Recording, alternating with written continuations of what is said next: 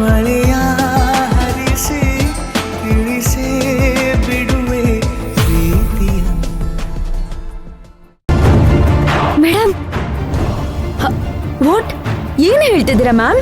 ಯಾಕೆ ನರ್ತನ ಶಾಕ್ ಆಯ್ತಾ? ಇನ್ನೊಂದು ನಿನ್ಗೆ ಶಾಕಿಂಗ್ ವಿಷಯ ಗೊತ್ತಾ? ಮೈನಾ ನಿನ್ನೆ ರಾತ್ರಿ ಇಲ್ಲೇ ಮಲ್ಗಿದ್ಲು ಅಂತ ನನಗೆ ಗೊತ್ತಿತ್ತು.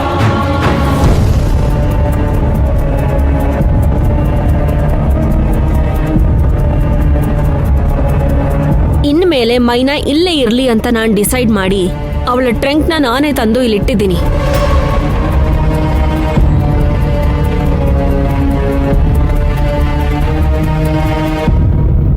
ಏನ್ ಮೇಡಮ್ ಇದೆಲ್ಲ? ಅಲ್ಲ ಮೇಡಮ್, ನಿಮ್ಗೆ ರಾತ್ರಿನೇ ವಿಷಯ ಗೊತ್ತಿದ್ರು ಯಾಕೆ ಆಕ್ಷನ್ ತಗೊಳ್ಳಿಲ್ಲ? ಅದು ಅಲ್ದೆ ನೀವೇ ಅವ್ರ ಬ್ಯಾಗ್ನ ತಗೊಂಡು ಬಂದು ರೂಮಲ್ಲಿ ಬೇರೆ ಇಟ್ಟಿದ್ದೀರಾ.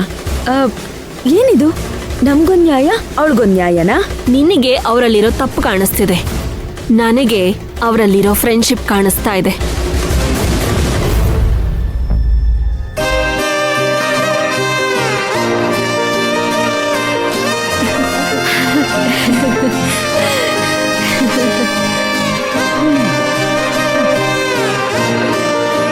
ಅಂತದ್ ಏನ್ ಬಾರಿ ಫ್ರೆಂಡ್ಶಿಪ್ ಮೇಡಮ್ ಅವ್ರದ್ದು?